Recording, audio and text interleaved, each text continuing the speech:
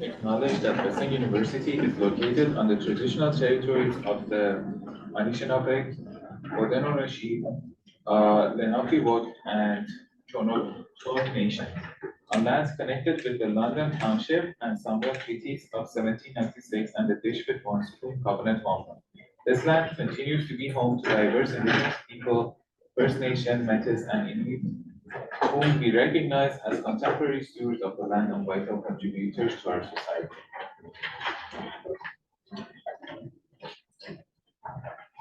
When it comes to mediations, he needs no introduction. I mean, John Jack Cash is a library and information science PhD student or candidate, pardon me, who comes from a background in linguistics and information science with specialty in formal semantics. His project is on testing user interaction with interfaces and visualizations of knowledge graph data for the semantic web.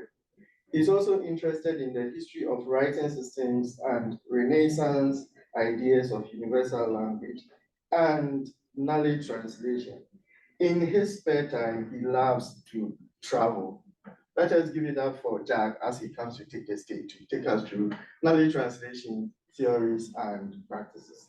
Jack, it's your floor. Thank you so much, Ebenezer, for that introduction. Yeah, I sometimes it doesn't really feel like travel is taking up my spare time anymore. It sometimes feels like it's taking up all my time. Anyways, so thank you all so much for coming out here today. This talk is about a paper I wrote for my comprehensive exams that still needs a title, although the working title is Exploratory Steps Towards a New Model of Knowledge Translation. So the title of this talk is Knowledge Translation Theories and Practices, and I'm going to be walking you through my research in this area and why I think it's relevant to the field of library and information science, but also to many other fields and interdisciplinarity in general. So as we shall see, this is relevant to both the theoretical foundations of knowledge organization, but I also intend this model as a model for practice. And this paper implements the theoretical model that I'm going to describe. So first, what is knowledge translation? So the term knowledge translation comes from the medical sciences, and it originally refers to this idea of bench to bedside research. So researchers and funding agencies were becoming aware of a knowledge to action gap between biomedical research and the implementation in actual patient care.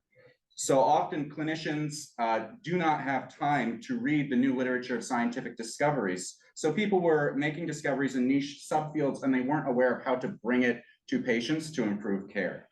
So knowledge translation became a field that was dedicated towards trying to find ways to get research out of silos so that it could actually be used by interested parties, including patients, including clinicians, including the families of patients, and including researchers from other areas who might not have thought of certain results.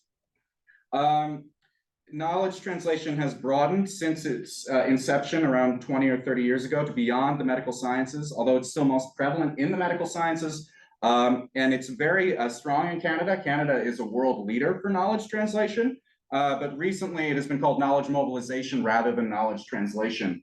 And this brings me to my second point that I want to talk about on this slide. There are different terms for knowledge translation in each major jurisdiction in the English-speaking world. And usually the motivation and the behaviors of funding bodies is similar. In the USA, knowledge translation is called translational medicine. There are other names in Australia, the UK, and New Zealand. So we have many different words. In some literature reviews I read, there were nearly 100 different terms that were all referring to the same thing. And then at the same time, to make matters worse, the term knowledge translation is often applied to a whole spectrum of activities in the knowledge dissemination and mobilization pipelines. In some cases, it refers to simply science communication. In other cases, it refers to implementation of knowledge as practice. And in still other cases, simply the translation of knowledge across databases and data sets. So we have many different, many words and many meanings. And so that can make it hard to understand the purpose of this field.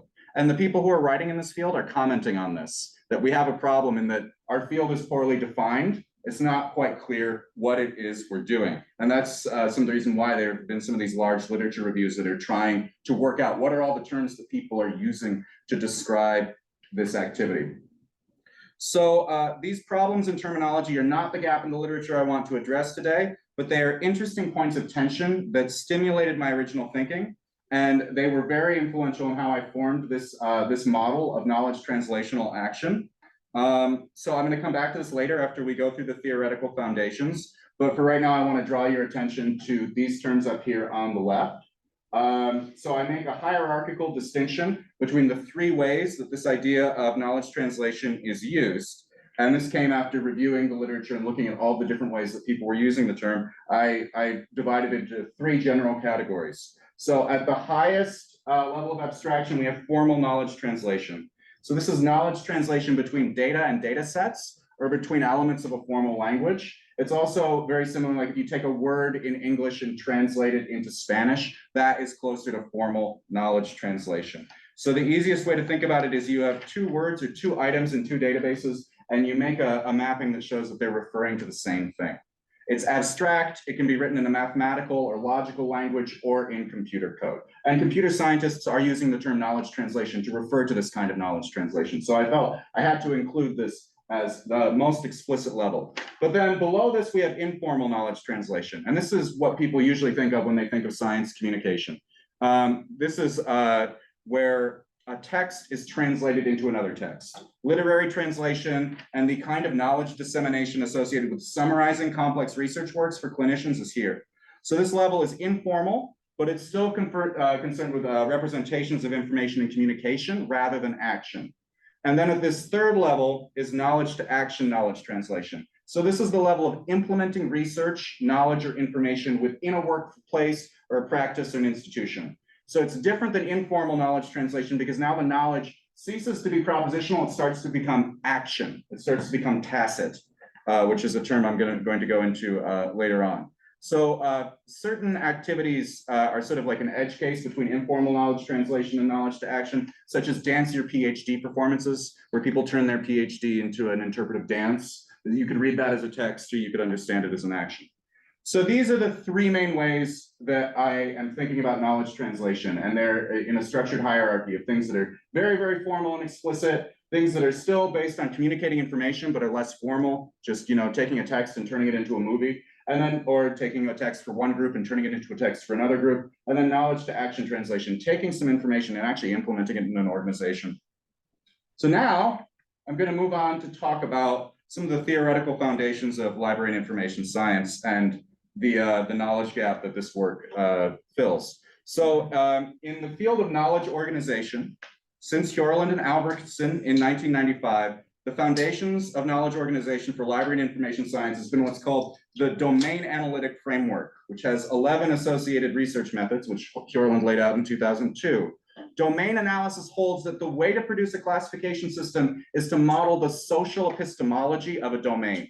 And a domain is a term wider than just a discipline. All disciplines are domains, but not all domains are disciplines. A domain could be the domain of shoemakers. So you could perform domain analysis to understand everything that shoemakers do. It doesn't have to be, or the domain of food. It doesn't have to be something that is academic, but academic disciplines are also domains.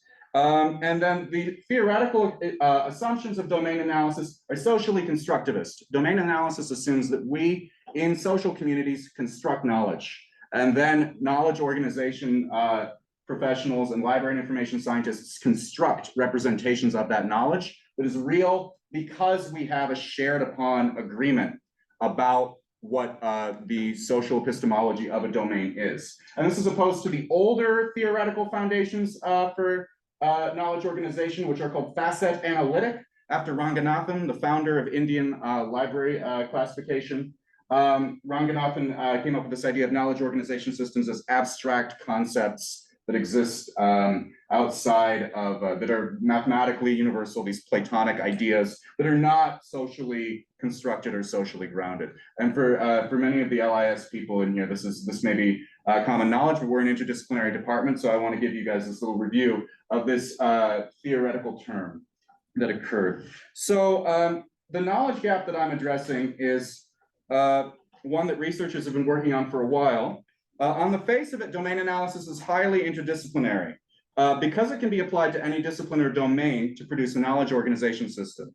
But in practice, researchers often only speak of domain analysis of interdisciplines when they already exist, like Lopez Fuertes does in her paper from 2015, which was part of an issue of the Journal of Knowledge Organization dedicated to dealing with interdisciplinarity. So one of the questions I'm asking with this model is, how can you practice interdisciplinarity in a domain analytic framework when no interdiscipline readily exists? In other words, how do we organize the knowledge which exists in the boundaries that may be unclassifiable? And how do we perform knowledge organization which breaks down the barriers between disciplines? And so while we're asking questions about interdisciplinarity, the bugbear in the room is really a question of universality. Because a debate in this community is about whether you can create a classification system that is actually universal, that could hold true in all cases for all social groups. So Rick Sostak argues that you still can build universal classification systems. And he's really, really motivated he's very motivated by this and very motivated by interdisciplinarity. And I would state, and I think Sostak himself might disagree with this, that he's more aligned with the facet analytic theoretical turn in library information science than the social constructivist one, although he argues that he's doing domain analysis. He has his basic concepts classification, and he really wants this to be seen as this is the universal classification system. You can classify all interdisciplinarity, all disciplines with one system, that we should do this. Hope Olson, on the other hand, argues that universality is not just inherently patriarchal, but it's also a flawed notion of Western thought, which goes back to Aristotle, and that ideas of category based on anything other than social contexts need to be eradicated. So Hope Olson is on a completely different axis from Sostak, saying, no, you can't create any classification system that doesn't have a social context, that isn't embedded in a social context. And this is closer to what most theorists in the domain analytic framework are talking about anyways. So there's a real thorny question about universality, but before I get there, let's take a break. So yeah, how did I get here? You know, some of you may remember that last year, I warned you that I was going to do this. I didn't know you were going to make a slide. Some of you may remember that last year I gave a talk about universal languages, which have a lot of things in common with universal classification systems. And so I put this work in the Journal of Universal Language, and I had a lot of fun with it, but I've matured immensely intellectually, and it's due to the influence of one person who I want to give a shout out to here, Melissa Adler. So when I first met Melissa back in 2022, I told her that I was interested in creating universal languages and universal classification systems, to which she responded, I don't trust men who make systems, which is up there with one of the most interesting and fruitful things anyone has ever said to me. So after my mediations talk last year, Melissa and I had a conversation about Paul Autley. I don't know, do you remember this? Maybe, and we were talking about he's a figure in LIS who created a universal library called the Mundaneum and wanted to classify everything. And I said, yeah, I really admire this guy. And I remember you said to me, I think Paul Autley is completely insane, which I think is a very valid point to make. And at the time I thought, wow, this is great. I could learn something from this. So. Oh, you said delusional? Delusional. Okay, delusional. Okay, that's better than insane. That's it's less of an ad hominem. Yeah, you would never say that. You would never say that. Yeah. Only men who make systems will say that. Right. Exactly. Yeah, that one's on me. And so we started an immensely fruitful dialogue about classification systems and universality, and the inherently problematic nature of attempting to impose a knowledge organization system upon the world. So there's a great and immense violence which happens when we attempt to oppose our own social epistemologies on others.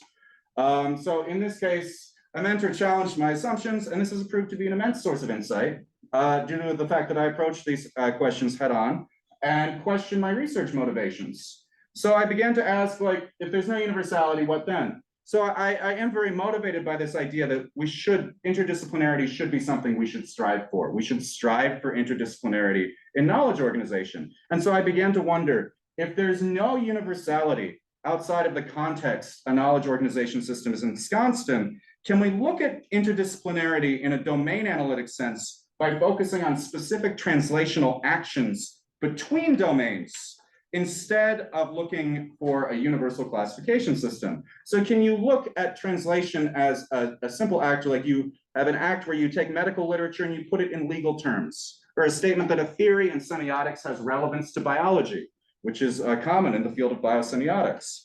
So I began to look at knowledge translation as a way to continue practicing interdisciplinarity in a contingent contextual sense and not in a universal one between domains. But there was a problem. I needed a more solid theoretical grounding to consider knowledge translation that existed in the medical literature. So I turned to translation studies, which is a theoretical discipline which also trains professional translators. It's more prominent in Europe than in North America, and it's distinct from formal linguistics. In the 1970s, translators began to realize that their concerns, which is really to produce a good translation, are different from the empirical ones that linguists were using. And this is called the functionalist turn in translation studies. And Bowker and Delsey point out that this functionalist turn in translation studies is oddly analogous to the turn towards social epistemology in library and information science. There are very similar theoretical things going on. There's a turn away from formal systems and a turn towards looking at the social context. And so the most famous functionalist theory of translation, Scopus theory, conceives of translation as a purposeful activity, or as an alignment of purposes and concepts. So Scopus theory describes a theory of translational action. This is very wordy on a slide, but I'm going to try to summarize it. It's an act where a translator conveys a scopos, which is the Greek word for purpose, from a client with a translation brief to a receiving audience. So the goal of the translator is to understand the purpose of the thing someone wants them to translate, and then to understand the purpose that the audience has, and to try to take the purpose of this one thing and make it align with the purpose of what people want. And you often have to consider who is speaking to you and who is listening, and then try to mediate and carry that translation forward. So the scopus of a translation can be defined as it's relative to the context that a translation brief is coming from and the context that your audience is coming from. So then I started having another question, which is, what if translation is this idea of finding a mapping between contexts, between congruent contexts? You're trying to find this context over here is somehow similar to this context over here, and you're passing information between those two domains. And so then I realized that I needed a more rigorous theory of social context. So what is context? I discovered when I reviewed the literature on knowledge translation, knowledge organization, and translation studies that all of them viewed and used the term context in a similar way. In other words, for the translational action I practiced in this paper, there was a congruency of contexts in how the different domains thought of context. Why did I write that sentence? There was a congruency of contexts in how the different domains thought of context. So the contexts, I was doing the thing, the contexts of the contexts were aligned. Yeah, anyways, I was doing the thing that I was describing. I'm even confusing myself, which is not necessarily a good sign, but we'll come back to that. So rarely was this theory of context formulated. I formalized context the way that one would think about it, which is that it's the way one thing relates to everything else in a domain. But context is often unformalizable. There's something about context where once you make it explicit, it stops being contextual. The moment you take a context, it's now in the foreground. There's this thing about context where it's always in the background. So I didn't think that this definition that a context is the way everything relates to everything else in a domain that you're talking about is a really good definition of context. So I looked at a definition from knowledge management. So in order to conceptualize context, I borrowed the tacit explicit distinction from Nonaka and Takuchi's knowledge management spiral from 1995. And this is it's an old paper, but it's a really influential one in knowledge management to describe how people take tacit knowledge in organizations and translate it into explicit knowledge. So tacit knowledge is knowledge that you learn by doing. You know it without knowing how you know it. You just do it and you can't explain it. And explicit knowledge is the kind of knowledge that you write in documents, that you write formal, explanations of what you're doing. But you can't always do it. You can know about it, but you don't actually know how to do it. So one is knowledge about, and the other one is knowledge how. And I thought that this was a really useful distinction for thinking about what this model that I had here for formal knowledge translation, informal knowledge translation, and knowledge to action, because it was a way of sort of looking at the different ways that context occurred across all these different levels. And I added a third term to Nonaka and Takuchi, implicit, in between explicit and tacit, which sort of deals with the fact that informal knowledge translation is not, you can't always define what it is you're doing, but you're still performing translational action, even if it's a little bit more qualitative than formal knowledge translation. But most of the knowledge translation that happens on this level. In many ways, this is almost the most important level. So so with this framework, I could describe how contexts behave at more or less formal levels of abstraction, and it allowed me to indirectly describe the indescribable nature of context. Okay, we're going to the end. We're going to the end. So future directions, where I hope to take this research.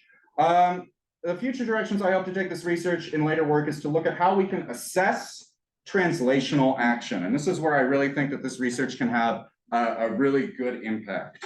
Is that we want to know how we can tell how truthful a translational action is. I don't know if Robert Anton Wilson ever said this. It's like hearsay. I heard that he said this. I couldn't find a citation that he actually said this, but apparently I heard that he once said that given any two pieces of information, he could invent a fake conspiracy theory that would link them together. And I think this is a big problem because we have right now an immense amount of fake information, misinformation, disinformation, conspiracy theory. And so we often talk about interdisciplinarity as being inherently good, and knowledge translation would be the act of making associations between things. But certainly, like with other domains, there are going to be good translational actions and there are going to be bad ones. There's interdisciplinarity that's rigorous and high quality and it's helping, and then there will be interdisciplinarity based on spurious correlations. So how can we theoretically assess the value of a translation? So I have a really kind of woolly working hypothesis that is, but it's that my hypothesis right now about one way you could assess it is that there's an inverse relationship between context and explicitness. So it'd almost be trying to find a way to indirectly like measure or guess at different contexts. And I hope to investigate this more in future research. So the idea is that as knowledge becomes more tacit, its context is more apparent. It's very easy to perceive the context of an action. Not all the times, but in most direct actions, they are what they do. As knowledge becomes more explicit, its context becomes more opaque in a sense because there's more of it, because explicit knowledge stands in relation to more kinds of knowledge. There's almost more context in there. I'm using this as a metaphor. It's very abstract. But due to the fact that context can't be measured directly, you can't simply count everything in a domain to capture context, although computer scientists do this all the time and call what they're doing context when they make these statistical machine learning models and they have these vector spaces. They call that the context of expressions. But that's not what it actually is, because context can't be measured directly. And there's no way to indirectly measure how explicit a piece of knowledge is. So I created something once that could try to measure if you're translating two words in a language, how good of a translation that is by looking at how they're related to all these other words nearby. I don't know if that's a way that you could do it, but one could also imagine purely qualitative or even action research-based ways to explore how context functions in translational action. And that's what I want to look at after this. I can see a follow-up to this paper, which is trying to define what I'm experimentally calling a translational ethic or a criterion of translatability, which is maybe an informal way to assess the ethics of translational actions between knowledge organization systems. So that's the basic idea. I don't know, there's been a lot of writing about knowledge translation being used in an interdisciplinary context, but people are often thinking about it for interdisciplines that already exist. So this is something that I think will become increasingly important, and the big impact of being able to do something like this is hopefully there are ways that you could look at some of this misinformation that's being produced and talk about why it's good or why it's bad. And finally, procedural stuff. This has been my comprehensive exams. Hello, everyone. I have now presented the fields. We don't do fields in LIS, but if there had been fields, they would have been knowledge organization, knowledge translation, translation studies, and knowledge management. And then it also does what I just talked about in that I took knowledge management and sort of translated it into terms from translation studies and translation studies to knowledge translation and knowledge translation to knowledge organization. And then it's also an action-based translation because I did it. So, you know, if I'm giving you guys a headache yet, you know, that's this is my constant state. So last time I sent the universal language thing to the Journal of Universal Language. It was fun. Now I want to send this to JDoc, see how it goes. If it doesn't work, I'll try the KO journal. I would welcome any feedback or pointers because I'm very new and don't know what's going on, so just, you know, shout things at me. And thanks so much for being here, guys. Thanks a lot.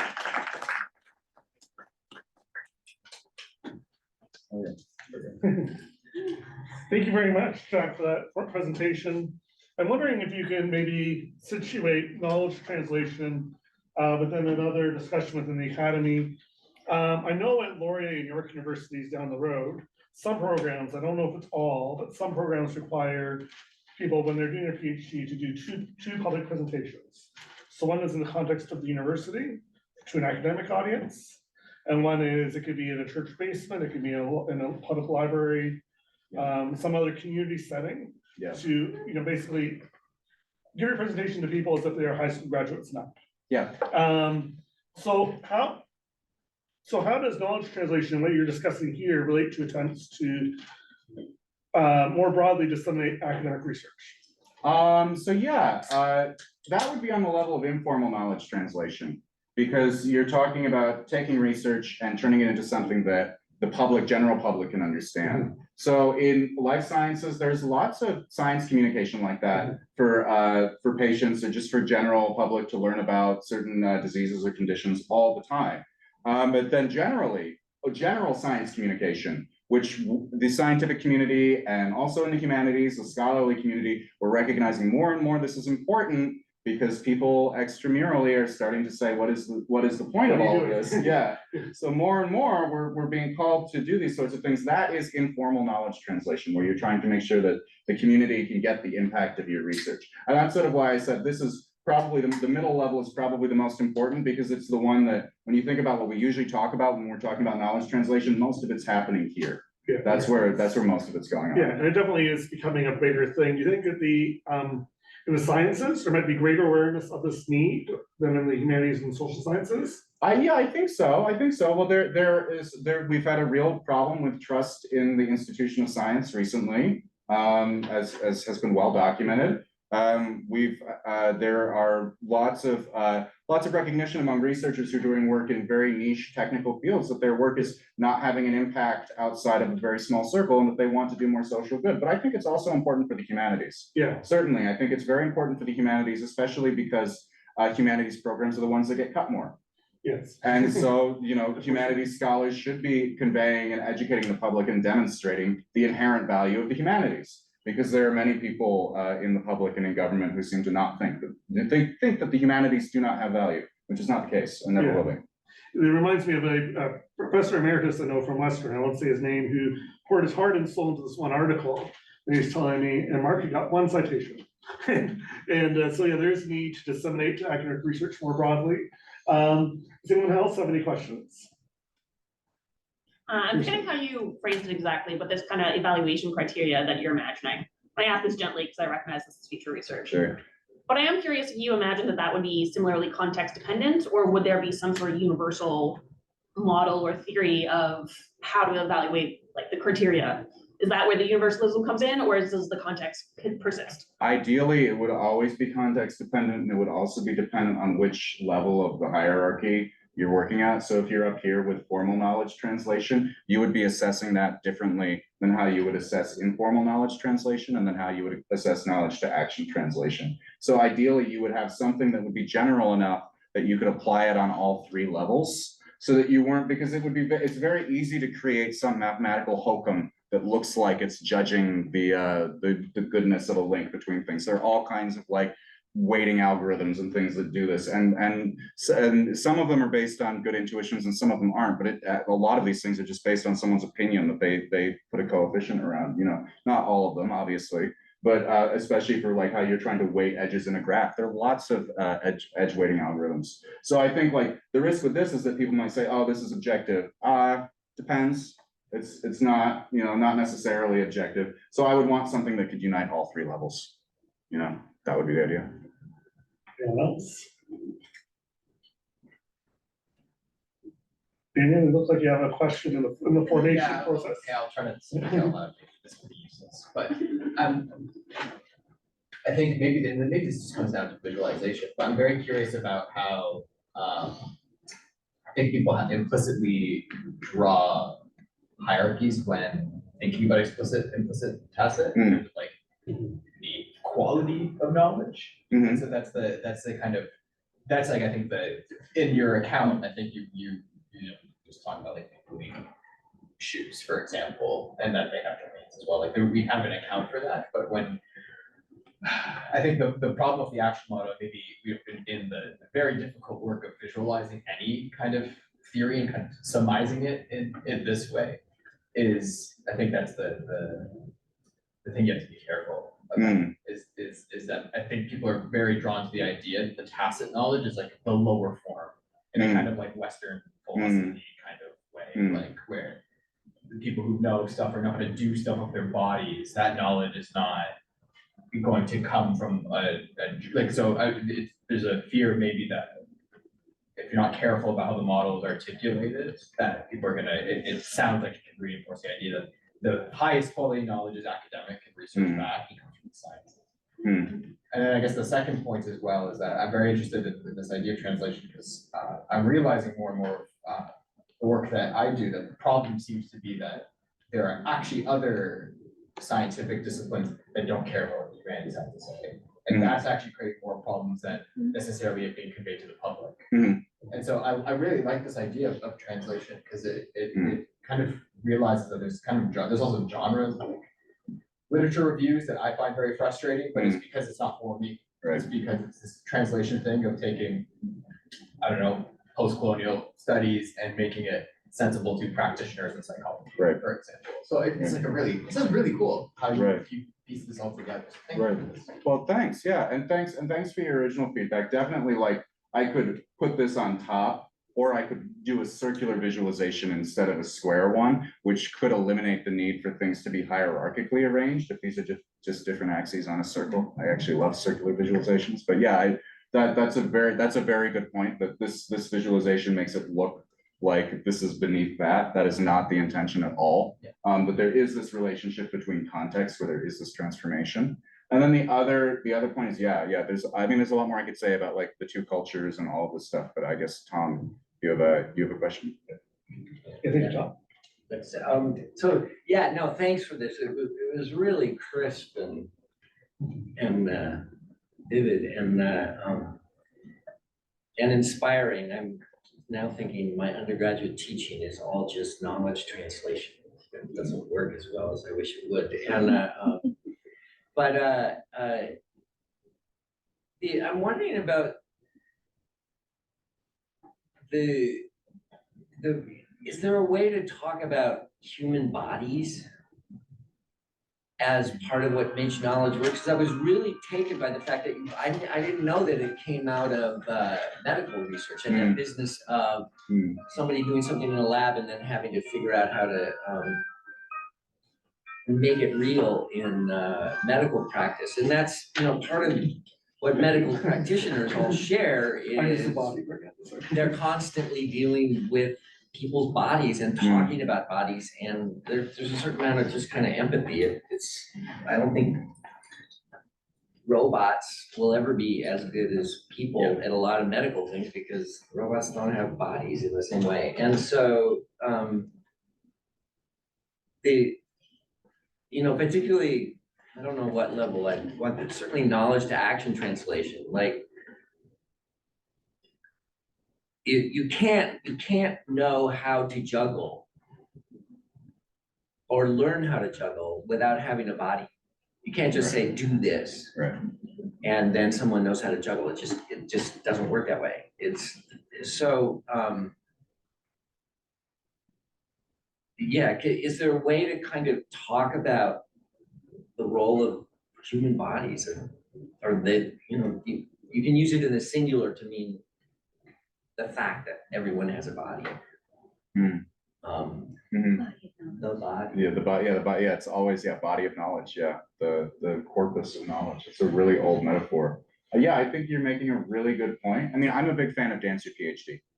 Like, I love that. I don't know if it's a competition or a program. I can't remember where they do it, but it's this thing where you can like get a prize to turn your PhD dissertation into an interpretive dance. I love that. Right. I would say that, but as I was saying, I would say that's more like informal knowledge translation. I think all of this is embodied cognition and the importance of the body and the importance of the tacitness of this knowledge cannot be understated. And also, as Dan pointed out, rightly, this has been historically undervalued. So I think that you're right. Embodied cognition and embodied modes of being are incredibly important. And in many ways, even though this is the most common form of knowledge translation, this is probably actually the most important form of knowledge translation, because so many of the problems that we have are based on the fact that everyone only cares about this and no one cares about this. No one cares about actually doing. Everyone knows that global warming is a problem. We know, we have all the information, like everyone knows. No one needs to be more informed. Well, maybe some people do. But what we don't know how to do is how to translate that into action. That this is where all of our problems are coming. So I think you're totally right. Both of you are totally right that this is like really, really, really important. Maybe another word than tacit. Because tacit implies, well, you know, it's just stuff that everybody knows, but it could be that, but it could be other things too. And like, yeah, I don't know. Yeah, I could use, I took these terms from that paper, and originally they used this term because it was unspoken in an organization. So you would go and try to interview people, and you'd interview them and try to ask them, and they wouldn't be able to tell you. And that was why But they all just knew it. They all just knew it. They just knew how to do it. So I think that was why they started using that term. Yeah. Melissa, did you have a question? I mean, I do. I have Okay. lots of questions. But, so, yeah, so now I'm thinking, now you all have me thinking sort of. Because my question is always around conflict. What do you do when it's not only that the sciences don't care about what the humanities think or whatever, or that decolonial or indigenous knowledges or what, you know, like that there's these already existing weird hierarchies, but that certain knowledges are in conflict with each other. So yeah, we're talking about writing paper on paraphilias. Yeah. Because the greatest hazing I've ever had in an academic context was when I was a doctoral student, and Marcia Bates just went after me because she was like, what is the point of your work? What is the problem with calling things paraphilias? What's the deal? And I'm like, because it's a medicalizing term for sexual whatever, deviations, variations, perversions, whatever you want to call it, but to medicalize it is a major problem, and it's unknown, and she's like, but it is medical. Like it is, like she insisted that like sexuality is inherently medical, and I'm like, no. And so I was like, and she was so mean and so like mad. And like that conflict to me is like, what do you do when one is trying to dominate another? What do you do in that kind of, like, how do you, yeah, because there's all these kinds of things around hierarchy, dominance. Right. If I may add an addendum, because you spoke earlier about propositional knowledge, and then how does sometimes propositional knowledge may conflict with practical. Yeah, but I think also because like domain analysis is socially situated, and what Melissa's saying is like a really like gets at the heart of a really deep issue, which is that a lot of times if you're going to try to practice this, you're going to practice this between groups with very different metaphysical worldviews and very different contexts. And Dan brought this up as well, that the sciences just do not respect the humanities. So I haven't thought about it very much yet, but I think that I think negotiation. I think you'd have to think about it as a negotiation then, because there's a power imbalance, but you have to confront it. And so I think somehow finding a way to confront the power imbalance and to put the conflict in the contexts head on would have to be the solution. Because then what you're really talking about is like a negotiation where you need a mediator to try to find common ground between different groups. And we have, lots of things on the planet right now that are like that. And I mean, going back to what Dan was saying, because I did want to bring this up, there was this this paper by C.P. Snow written called The Two Cultures, which is a lecture he gave, which is famous, like about the gap between the sciences and the humanities. And I think that's something that I've always been, it was very formative in me starting to think about this. So I think there is a power imbalance, and you have to be honest about it. You can't try to gloss it over and just be like, oh, interdisciplinarity, we're all going to get along. You have to make it explicit. But maybe that gives you a chance for negotiations to occur. Yeah, I don't know if that may not be a satisfying answer, but that's the one I can think of right now. Yeah. Grant has a question. I'm gonna unmute him. Should be able to go ahead.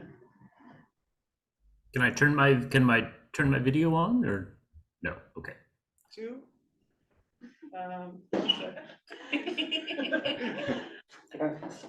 I am a disembodied voice speaking from the nether regions of the ether.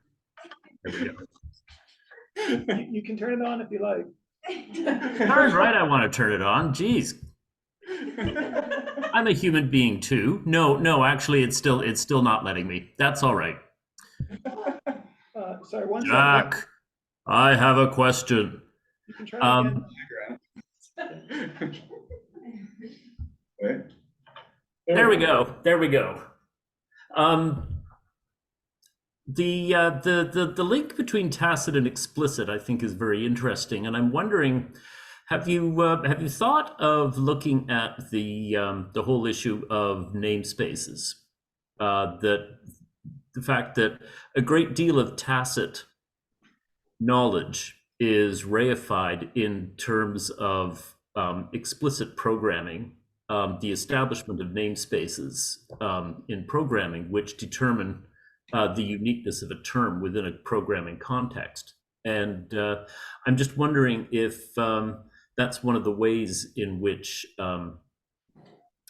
tacit assumptions become entrenched and very difficult to resist, because programming languages look pretty dull, but they encode a lot of tacit assumptions into them. And if you're interested in translation, I'm wondering if the whole programming practice of knowledge translation of namespace design is relevant to you. That's a really, really interesting question. Thank you, Grant. And I think that it would be this arrow here that is sort of meant to describe sort of what you're getting at, which is that when you have something that's really explicit and formalized, like a namespace in a programming language, by its very nature, it takes a lot of things for granted. And that's why I, in this very abstract way, said there's more context. So what's happening, maybe tacit, maybe you guys are right, tacit is not the right word for this. Maybe I need to find different words that make this look less hierarchical, because what happens as you make this transition to things being more formalized is that you're taking things for granted. So there's more context and there's more analysis that you need to do to be able to understand what are the assumptions baked into a namespace. What are the or in a programming or a modeling decision? Because I think as you just said yourself, they're sort of opaque. You look at like how variables are defined in a script, and you don't necessarily just look at those and see social values, but they always encode social values. They always do. So yeah, I think looking at namespaces and also just how we define controlled vocabularies generally is very important. I think that the way that individual computer programs may define their own controlled vocabularies to operate over certain variables and the distinctions that they make always have a social context. And I'm hoping that that this sort of relationship between things that are tacit, unspoken, but apparent, unspoken, but there's less. You don't have to do as much analysis to understand the meaning of an action. That's not true for all actions. I know it isn't, but it's for many actions. It's in general more true for an action than it is for these computer programs where you need to do more analysis to sort of like decode the social context. I don't know if that answers your question. Yep, good. Thank you. I'm staring into this all-seeing eye right now. I want you to know, into this the eye of the camera. Incidentally, Jack, I hate to tell you this, but you'll never really be a true scholar because you're too young to have a Marcia Bates story. But oh gosh, that's true. I will never get grilled by Marcia Bates. The rest of us have our honor scars, but you can. Wow, gosh, Boy, I missed out on the I've hazing. never God. Yeah, I was had gonna say, sounds like anything hazing. like that. Wow. I can't even tell you. It was in New Orleans. It's terrible. Anyway. Mark, are there questions in the chat? Yeah, There's not any questions, just Pam McKenzie said that the list of PhD dance interpretive winners has been announced recently, so Oh, you can find that on Ars Technica. okay. All right. and any other questions, Danica? Well, I mean, I have, but I'll just stick with one.